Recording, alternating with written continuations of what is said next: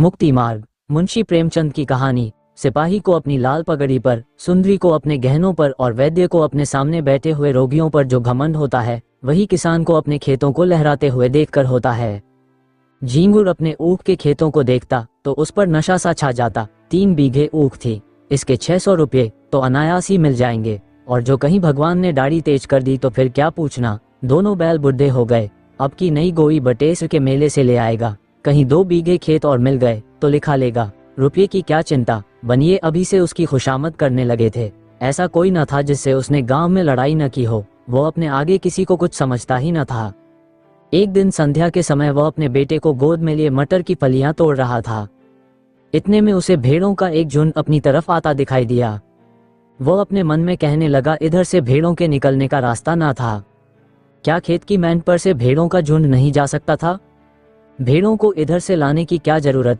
ये खेत को कुचलेगी, चरेगी, इसका दान कौन देगा? मालूम होता है बुद्धू गडेरिया है, बच्चा को घमंड हो गया है, तभी तो खेतों के बीच से भेड़े लिए चला आता है। जरा इसकी ढिठाई तो देखो, देख रहा है कि मैं खड़ा हूँ, फिर भी भेड़ों को लौटाता नहीं। कौन मेरे साथ कभी रियायत की है कि मैं इसकी मुरौवत करूँ?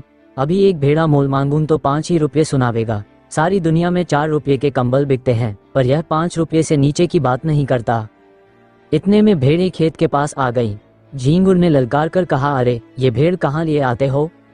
बुद्धू नम्र भाव से बोला, महतो डांड पर से निकल जाएंगी, घूम कर जाऊंगा तो कोस भर का चक्कर पड़ेगा। झींगुर, तो तुम्हारा चक्कर बचाने के लिए मैं अपने खेत क्यों कुचलवाऊं? डांड ही पर से ले जाना है तो और खेतों के डांड से क्यों नहीं ले गए?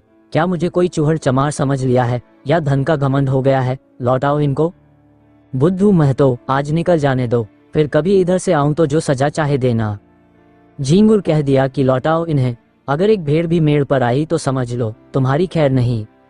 बुद्धू, महतो अगर तुम्हारी एक बेल भी किसी भेड़ के पैरों तले आ जाए तो मुझे बैठाकर 100 गालियां देना। बुद्धू बातें तो बड़ी नम्रता से कर रहा था, किंतु लौटाने में अपनी हेठ ही समझता था। उसने मन में सोचा, इसी तरह जरा जरा धमकियों पर भेड़ों को लौटाने लगा तो फिर मैं भेड़ें चरा चुका, आज लौट जाऊं तो कल को कहीं निकलने का रास्ता ही न मिलेगा, सभी रोब जमाने लगेंगे। बुद्धू भी पोड़ा आदमी था। 12 कोड़ी भेड़ें थीं। उन्हें खेतों में बिठाने के लिए फी रात 8 आने कोड़ी मजदूरी मिलती थी। इसके उपरांत दूध बेचता था, ऊन के कंबल बनाता था। सोचने लगा, इतने गर्म हो रहे हैं, मेरा कर ही क्या लेंगे? कुछ इनका दबैल तो हूं नहीं। भेड़ों ने जो हरी हरी पत्तियां देखी तो अधीर हो गई, खेत में घुस पड़ी। बुद्धू उन्हें डंडों से मार मार कर खेत के किनारे हटाता था और वे इधर उधर से निकलकर खेत में जा पड़ती थीं। झींगुर ने आग होकर कहा, तुम मुझसे हेकड़ी जताने चले हो, तुम्हारी सारी हेकड़ी निकाल दूंगा। बुद्धू, तुम्हें देखकर चौंकती हैं, तुम हट जाओ तो मैं सबको निकाल ले जाऊं। झींगुर ने लड़के को तो गोद से उतार दिया और अपना डंडा संभाल कर भेड़ों पर पिल पड़ा। धोबी भी इतनी निर्दयता से अपने गधे को न पीटता होगा। किसी भेड़ की टांग टूटी, किसी की कमर टूटी, सबने बे बे का शोर मचाना शुरू किया। बुद्धू चुपचाप खड़ा अपनी सेना का विध्वंस अपनी आंखों से देखता रहा। वह न भेड़ों को हाँकता था, न झींगुर से कुछ कहता था, बस खड़ा तमाशा देखता रहा। 2 मिनट में झींगुर ने इस सेना को अपने अमानुषिक पराक्रम से मार भगाया। मेष दल का संहार करके विजय गर्व से बोला, अब सीधे चले जाओ, फिर इधर से आने का नाम न लेना। बुद्धू ने आहत भेड़ों की ओर देखते हुए कहा, झींगुर तुमने यह अच्छा काम नहीं किया, पछताओगे। केले को काटना भी इतना आसान नहीं जितना किसान से बदला लेना। उसकी सारी कमाई खेतों में रहती है या खलिहानों में। कितनी ही दैविक और भौतिक आपदाओं के बाद कहीं अनाज घर में आता है, और जो कहीं इन आपदाओं के साथ विद्रोह ने भी संधि कर ली तो बेचारा किसान कहीं का नहीं रहता। झींगुर ने घर आकर दूसरों से इस संग्राम का वृतांत कहा तो लोग समझाने लगे, झींगुर तुमने बड़ा अनर्थ किया, जानकर अनजान बनते हो। बुद्धू को जानते नहीं, कितना झगड़ालू आदमी है। अब भी कुछ नहीं बिगड़ा, जाकर उसे मना लो, नहीं तो तुम्हारे साथ सारे गांव पर आफत आ जाएगी। झींगुर की समझ में बात आई, पछताने लगा कि मैंने कहां से कहां उसे रोका। अगर भेड़ें थोड़ा बहुत चर ही जाती तो कौन मैं उजड़ा जाता था। वास्तव में हम किसानों का कल्याण दबे रहने में ही है। ईश्वर को भी हमारा सिर उठाकर चलना अच्छा नहीं लगता। जी तो बुद्धू के घर जाने को न चाहता था, किंतु दूसरों के आग्रह से मजबूर होकर चला। अगहन का महीना था, कोहरा पड़ रहा था, चारों ओर अंधकार छाया हुआ था। गांव से बाहर निकला ही था कि सहसा अपने ऊख के खेत की ओर अग्नि की ज्वाला देखकर चौंक पड़ा। छाती धड़कने लगी, खेत में आग लगी हुई थी। बेतहाशा दौड़ा, मनाता जाता था कि मेरे खेत में न हो, पर जो जो समीप पहुंचता था, यह आशा में भ्रम शांत होता जाता था। वो अनर्थ हो ही गया जिसके निवारण के लिए वह घर से चला था। हत्यारे ने आग लगा ही दी और मेरे पीछे सारे गांव को चौपट किया। उसे ऐसा जान पड़ता था कि वह खेत आज बहुत समीप आ गया है, मानो बीच के परती खेतों का अस्तित्व ही नहीं रहा। अंत में जब वह खेत पर पहुंचा तो आग प्रचंड रूप धारण कर चुकी थी। झींगुर ने हाय हाय मचाना शुरू किया। गांव के लोग दौड़ पड़े और खेतों से अरहर के पौधे उखाड़कर आग को पीटने लगे। अग्नि मानव संग्राम का भीषण दृश्य उपस्थित हो गया। एक पहर तक हाहाकार मचा रहा। कभी एक प्रबल होता था, कभी दूसरा। अग्नि पक्ष के योद्धा मर मर कर जी उठते थे और द्विगुण शक्ति से रणोन्मत्त होकर शस्त्र प्रहार करने लगते थे। मानव पक्ष में जिस योद्धा की कीर्ति सबसे उज्ज्वल थी वह बुद्धू था। बुद्धू कमर तक धोती चढ़ाए, प्राण हथेली पर लिए अग्निराशि में कूद पड़ता था और शत्रुओं को परास्त करके बाल बाल बचकर निकल आता था। अंत में मानव दल की विजय हुई, किंतु ऐसी विजय जिस पर हार भी हंसती। गांव भर की ऊख जलकर भस्म हो गई और ऊख के साथ सारी अभिलाषाएं भी भस्म हो गईं। आग किसने लगाई ये खुला हुआ भेद था, पर किसी को कहने का साहस न था। कोई सबूत नहीं, प्रमाणहीन तर्क का मूल्य ही क्या। झींगुर को घर से निकलना मुश्किल हो गया। जिधर जाता ताने सुनने पड़ते। लोग प्रत्यक्ष कहते थे यह आग तुमने लगवाए, तुम ही ने हमारा सर्वनाश किया, तुम ही मारे घमंड के धरती पर पैर न रखते थे। आपके आप गए, अपने साथ गांव भर को डुबो दिया। बुद्धू को न छेड़ते तो आज क्यों ये दिन देखना पड़ता। झींगुर को अपनी बर्बादी का इतना दुख न था जितना इन जली कटी बातों का। दिन भर घर में बैठा रहता। पूस का महीना आया जहां सारी रात कोल्हू चला करते थे। गुड़ की सुगंध उड़ती रहती थी, भट्टियां जलती रहती थीं और लोग भट्टियों के सामने बैठे हुक्का पिया करते थे। वहां सन्नाटा छाया हुआ था। ठंड के मारे लोग सांझ ही से किवाड़े बंद करके पड़ रहते और झींगुर को कोसते। माघ और भी कष्टदायक था। ऊख केवल धनदाता ही नहीं, किसानों का जीवनदाता भी है।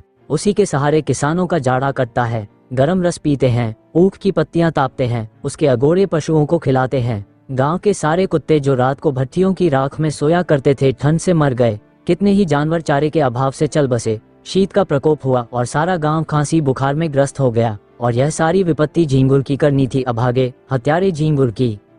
झींगुर ने सोचते सोचते निश्चय किया कि बुद्धू की दशा भी अपनी ही सी बनाऊंगा। उसके कारण मेरा सर्वनाश हो गया और चैन की बंशी बजा रहा है, मैं भी उसका सर्वनाश करूंगा। जिस दिन इस घातक कलह का बीजारोपण हुआ उसी दिन से बुद्धू ने इधर आना छोड़ दिया था। झींगुर ने उससे रबत जबत बढ़ाना शुरू किया। वह बुद्धू को दिखाना चाहता था कि तुम्हारे ऊपर मुझे बिल्कुल संदेह नहीं है। एक दिन कंबल लेने के बहाने गया, फिर दूध लेने के बहाने गया। बुद्धू उसका खूब आदर सत्कार करता। चिलम तो आदमी दुश्मन को भी पिला देता है, वह उसे बिना दूध और शरबत पिलाए ना आने देता। झींगुर आजकल एक सन लपेटने वाली कल में मजदूरी करने जाया करता था। बहुधा कई कई दिनों की मजदूरी इकट्ठी मिलती थी। बुद्धू ही की तत्परता से झींगुर का रोजाना खर्च चलता था। अतएव झींगुर ने खूब रबत जबत बढ़ा लिया। एक दिन बुद्धू ने पूछा, क्यों झींगुर, अगर अपनी ऊख जलाने वाले को पा जाओ तो क्या करो, सच कहना। झींगुर ने गंभीर भाव से कहा, मैं उससे कहूँ, भैया तुमने जो कुछ किया बहुत अच्छा किया, मेरा घमंड तोड़ दिया, मुझे आदमी बना दिया।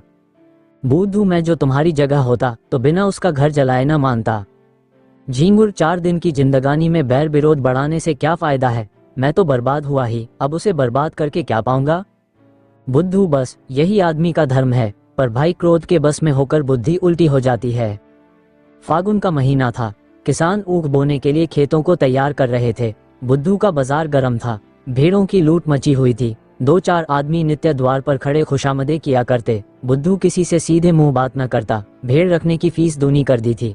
अगर कोई इतराज करता तो बेलाग कहता, तो भैया भेड़ें तुम्हारे गले तो नहीं लगाता हूँ, जी न चाहे मत रखो, लेकिन मैंने जो कह दिया है उससे एक कौड़ी भी कम नहीं हो सकती। गरज थी। लोग इस रुखाई पर भी उसे घेरे ही रहते थे, मानो पंडे किसी यात्री के पीछे हों।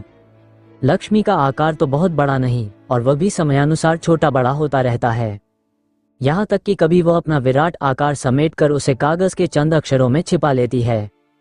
कभी कभी मनुष्य की जिह्वा पर जा बैठती है, आकार का लोप हो जाता है।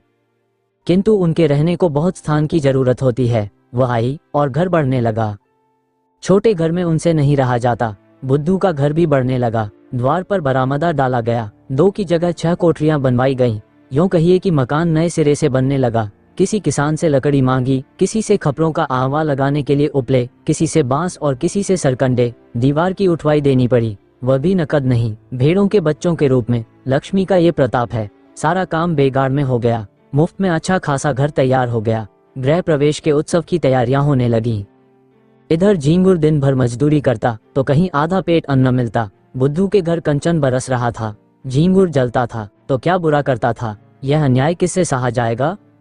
एक दिन वह टहलता हुआ चमारों के टोले की तरफ चला गया। हरिहर को पुकारा। हरिहर ने आकर राम राम की और चिलम भरी। दोनों पीने लगे। ये चमारों का मुखिया बड़ा दुष्ट आदमी था। सब किसान इससे थर थर कांपते थे। झींगुर ने चिलम पीते पीते कहा, आजकल फाग वाग नहीं होता क्या, सुनाई नहीं देता। हरिहर, फाग क्या हो, पेट के धंधे से छुट्टी ही नहीं मिलती। कहो तुम्हारी आजकल कैसी निभती है। झींगुर, क्या निभती है, नकटा जिया बुरे हवाल। दिन भर कल में मजदूरी करते हैं तो चूल्हा जलता है। चांदी तो आजकल बुद्धू की है, रखने को ठौर नहीं मिलता। नया घर बना, भेड़ें और ली हैं। अब गृह प्रवेश की धूम है, सातों गांव में सुपारी जाएगी। हरिहर, लक्ष्मी मैया आती है तो आदमी की आंखों में सील आ जाता है, पर उसको देखो धरती पर पैर नहीं रखता। बोलता है तो ऐठ ही कर बोलता है। झींगुर, क्यों ना ऐठें, इस गांव में कौन है उसकी टक्कर का। पर यार, यह अनीति तो नहीं देखी जाती। भगवान दे तो सिर झुकाकर चलना चाहिए। यह नहीं कि अपने बराबर किसी को समझे ही नहीं। उसकी डींग सुनता हूँ तो बदन में आग लग जाती है। कल का बानी आज का सेठ, चला है हमी से अकड़ने। अभी कल लंगोटी लगाए खेतों में कोए हकाया करता था, आज उसका आसमान में दिया जलता है। हरिहर, कहो तो कुछ उद्योग करूं। झींगुर, क्या करोगे, इसी डर से तो वह गाय भैंस नहीं पालता। हरिहर, भेड़ें तो हैं। झींगुर, क्या बगला मारे पकना हाथ। हरिहर, फिर तुम ही सोचो। झींगुर, ऐसी जुगुत निकालो कि फिर पनपने न पावे। इसके बाद फुसफुस करके बातें होने लगी। वह एक रहस्य है कि भलाइयों में जितना द्वेष होता है, बुराइयों में उतना ही प्रेम। विद्वान विद्वान को देखकर, साधु साधु को देखकर और कवि कवि को देखकर जलता है। एक दूसरे की सूरत नहीं देखना चाहता, पर जुआरी जुआरी को देखकर, शराबी शराबी को देखकर, चोर चोर को देखकर सहानुभूति दिखाता है, सहायता करता है। एक पंडित जी अगर अंधेरे में ठोकर खाकर गिर पड़े तो दूसरे पंडित जी उन्हें उठाने के बदले 2 ठोकरें और लगाएंगे कि वह फिर उठ ही न सके। पर एक चोर पर आफत आई देख दूसरा चोर उसकी मदद करता है। बुराई से सब घृणा करते हैं, इसलिए बुरों में परस्पर प्रेम होता है। भलाई की सारा संसार प्रशंसा करता है, इसलिए भलों से विरोध होता है। चोर को मारकर चोर क्या पाएगा, घृणा। विद्वान का अपमान करके विद्वान क्या पाएगा, यश। झींगुर और हरिहर ने सलाह कर ली। षड्यंत्र रचने की विधि सोची गई। उसका स्वरूप, समय और क्रम ठीक किया गया। झींगुर चला तो अकड़ा जाता था, मार लिया दुश्मन को, अब कहाँ जाता है। दूसरे दिन झींगुर काम पर जाने लगा तो पहले बुद्धू के घर पहुंचा। बुद्धू ने पूछा, क्यों, आज नहीं गए क्या। झींगुर, जा तो रहा हूँ, तुमसे यही कहने आया था कि मेरी बछिया को अपनी भेड़ों के साथ क्यों नहीं चरा दिया करते। बेचारी खूंटे से बंधी बंधी मरी जाती है, न घास न चारा, क्या खिलाएं। बुद्धू, भैया मैं गाय भैंस नहीं रखता। चमारों को जानते हो, एक ही हत्यारे होते हैं। इसी हरिहर ने मेरी 2 गौएं मार डाली, न जाने क्या खिला देता है। तब से कान पकड़े कि अब गाय भैंस न पालूंगा। लेकिन तुम्हारी एक ही बछिया है, उसका कोई क्या करेगा, जब चाहो पहुंचा दो। ये कहकर बुद्धू अपने गृहोत्सव का सामान उसे दिखाने लगे। घी, शक्कर, मैदा, तरकारी सब मंगा रखा था। केवल सत्यनारायण की कथा की देर थी। झींगुर की आंखें खुल गईं। ऐसी तैयारी न उसने स्वयं कभी की थी और न किसी को करते देखी थी। मजदूरी करके घर लौटा तो सबसे पहला काम जो उसने किया वो अपनी बछिया को बुद्धू के घर पहुंचाना था।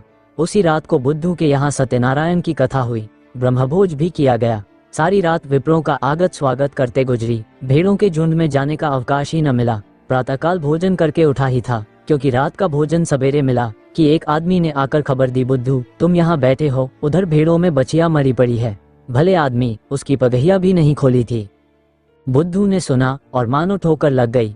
झींगुर भी भोजन करके वहीं बैठा था। बोला, हाय हाय मेरी बछिया, चलो जरा देखूं तो। मैंने तो पगहिया नहीं लगाई थी। उसे भेड़ों में पहुंचाकर अपने घर चला गया। तुमने ये पगहिया कब लगा दी। बुद्धू, भगवान जाने जो मैंने उसकी पगहिया देखी भी हो, मैं तो तब से भेड़ों में गया ही नहीं। झींगुर, जाते न तो पगहिया कौन लगा देता, गए होगे, याद न आती होगी। एक ब्राह्मण मरी तो भेड़ों में ही ना। दुनिया तो यही कहेगी कि बुद्धू की असावधानी से उसकी मृत्यु हुई, पगहिया किसी की हो। हरिहर, मैंने कल सांझ को इन्हें भेड़ों में बछिया को बांधते देखा था। बुद्धू, मुझे। हरिहर, तुम नहीं लाठी कंधे पर रखे बछिया को बांध रहे थे। बुद्धू, बड़ा सच्चा है तूने मुझे बछिया को बांधते देखा था। हरिहर, तो मुझ पर काहे बिगड़ते हो भाई, तुमने नहीं बांधी, नहीं सही? ब्राह्मण, इसका निश्चय करना होगा, गोहत्या का प्रायश्चित करना पड़ेगा। कुछ हंसी ठट्ठा है। झिंगुर, महाराज, कुछ जानबूझकर तो बांधी नहीं। ब्राह्मण, इससे क्या होता है, हत्या इसी तरह लगती है, कोई गऊ को मारने नहीं जाता। झिंगुर, हाँ, गऊओं को खोलना बांधना है तो जोखिम का काम। ब्राह्मण शास्त्रों में इसे महापाप कहा है। गऊ की हत्या ब्राह्मण की हत्या से कम नहीं। झिंगुर, हाँ, फिर गऊ तो ठहरी ही, इसी से न इनका मान होता है। जो माता सो गऊ। लेकिन महाराज, चूक हो गई, कुछ ऐसा कीजिए कि थोड़े में बेचारा निपट जाए। बुद्धू खड़ा सुन रहा था कि अनायास मेरे सिर हत्या मरी जा रही है। झिंगुर की कूटनीति भी समझ रहा था। मैं लाख कहूं, मैंने बचिया नहीं बांधी, मानेगा कौन? लोग यही कहेंगे कि प्रायश्चित से बचने के लिए ऐसा कह रहा है। ब्राह्मण देवता का भी उसका प्रायश्चित कराने में कल्याण होता था। भला ऐसे अवसर पर कब चूकने वाले थे? फल ये हुआ कि बुद्धू को हत्या लग गई। ब्राह्मण भी उससे जले हुए थे। कसर निकालने की घात मिली।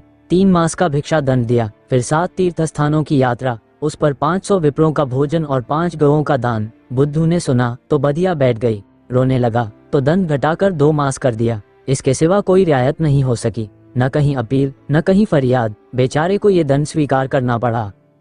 बुद्धू ने भेड़ें ईश्वर को सौंपी। लड़के छोटे थे, स्त्री अकेली क्या क्या करती। गरीब जाकर द्वारों पर खड़ा होता और मुंह छिपाए हुए कहता, गाय की बाछी दिया बनवास। भिक्षा तो मिल जाती, किंतु भिक्षा के साथ 2-4 कठोर अपमानजनक शब्द भी सुनने पड़ते। दिन को जो कुछ पाता वही शाम को किसी पेड़ के नीचे बनाकर खा लेता और वहीं पर रहता। कष्ट की तो उसे परवाह न थी। भेड़ों के साथ दिन भर चलता ही था, पेड़ के नीचे सोता ही था। भोजन भी इससे कुछ ही अच्छा मिलता था, पर लज्जा थी भिक्षा मांगने की। विशेष करके जब कोई कक्षा यह व्यंग्य कर देती थी कि रोटी कमाने का अच्छा ढंग निकाला है, तो उसे हार्दिक वेदना होती थी, पर करे क्या। 2 महीने के बाद वह घर लौटा। बाल बड़े हुए थे, दुर्बल इतना मानो 60 वर्ष का बूढ़ा हो। तीर्थयात्रा के लिए रुपयों का प्रबंध करना था। गरीबों को कौन महाजन कर्ज दे। भेड़ों का भरोसा क्या, कभी कभी रोग फैलता है तो रात भर में दल का दल साफ हो जाता है। उस पर जेठ का महीना, जब भेड़ों से कोई आमदनी होने की आशा नहीं। एक तेली राजी भी हुआ तो 2 रुपये ब्याज पर, 8 महीने में ब्याज मूल के बराबर हो जाएगा। यहाँ कर्ज लेने की हिम्मत न पड़ी। इधर 2 महीनों में कितनी ही भेड़ें चोरी चली गई थीं। लड़के चराने ले जाते थे, दूसरे गांव वाले चुपके से 1-2 भेड़ें किसी खेत या घर में छिपा देते और पीछे मारकर खा जाते। लड़के बेचारे एक तो पकड़ न सकते, और जो देख भी लेते तो लड़े क्यों कर, सारा गांव एक हो जाता। 1 महीने में तो भेड़ें आधी भी न रहेंगी। बड़ी विकट समस्या थी। विवश होकर बुद्धू ने एक बूचर को बुलाया और सब भेड़ें उसके हाथ बेच डाली। 500 रुपये हाथ लगे, उसमें से 200 रुपये लेकर तीर्थयात्रा करने गया। शेष रुपये ब्रह्मभोज आदि के लिए छोड़ गया। बुद्धू के जाने पर उसके घर में 2 बार सेंध लगी, पर यह कुशल हुई कि जगहट हो जाने के कारण रुपये बच गए। सावन का महीना था, चारों ओर हरियाली छाई हुई थी। झिंगुर के बैल न थे, खेत बटाई पर दे दिए थे। बुद्धू प्रायश्चित से निवृत्त हो गया था और उसके साथ ही माया के फंदे से भी। न झिंगुर के पास कुछ था, न बुद्धू के पास। कौन किससे जलता और किस लिए जलता। सन की कल बंद हो जाने के कारण झिंगुर अब बेदारी का काम करता था। शहर में एक विशाल धर्मशाला बन रही थी। हजारों मजदूर काम करते थे, झिंगुर भी उन्हीं में था। 7वें दिन मजदूरी के पैसे लेकर घर आता था और रात भर रहकर सवेरे फिर चला जाता था। बुद्धू भी मजदूरी की टोह में यहीं पहुंचा। जमादार ने देखा दुर्बल आदमी है, कठिन काम तो इससे हो न सकेगा। कारीगरों को गारा देने के लिए रख लिया। बुद्धू सिर पर तसला रखे गारा लेने गया तो झिंगुर को देखा। राम राम हुई। झिंगुर ने गारा भर दिया, बुद्धू उठा लाया। दिन भर दोनों चुपचाप अपना अपना काम करते रहे। संध्या समय झिंगुर ने पूछा, कुछ बनाओगे ना? बुद्धू, नहीं तो खाऊंगा क्या। झिंगुर, मैं तो एक जून चबैना कर लेता हूँ, इस जून सत्तू पर काट देता हूँ, कौन झंझट करे। बुद्धू, इधर उधर लकड़ियां पड़ी हुई हैं, बटोर लाओ। आटा मैं घर से लेता आया हूँ, घर ही पिसवा लिया था, यहाँ तो बड़ा महंगा मिलता है। इसी पत्थर की चट्टान पर आटा गूंदे लेता हूँ। तुम तो मेरा बनाया खाओगे नहीं, इसलिए तुम ही रोटियां सेंको, मैं बना दूंगा। झिंगुर, तवा भी तो नहीं है। बुद्धू, तवे बहुत हैं, यही गारे का तसला मांझे लेता हूँ। आग जली, आटा गूंधा गया। झिंगुर ने कच्ची पक्की रोटियां बनाई। बुद्धू पानी लाया। दोनों ने लाल मिर्च और नमक से रोटियां खाईं। फिर चिलम भरी गई। दोनों आदमी पत्थर की सिलों पर लेटे और चिलम पीने लगे। बुद्धू ने कहा, तुम्हारी ऊख में आग मैंने लगाई थी। झिंगुर ने विनोद के भाव से कहा, जानता हूँ। थोड़ी देर बाद झिंगुर बोला, बछिया मैंने ही बांधी थी और हरिहर ने उसे कुछ खिला दिया था। बुद्धू ने भी वैसे ही भाव से कहा, जानता हूँ।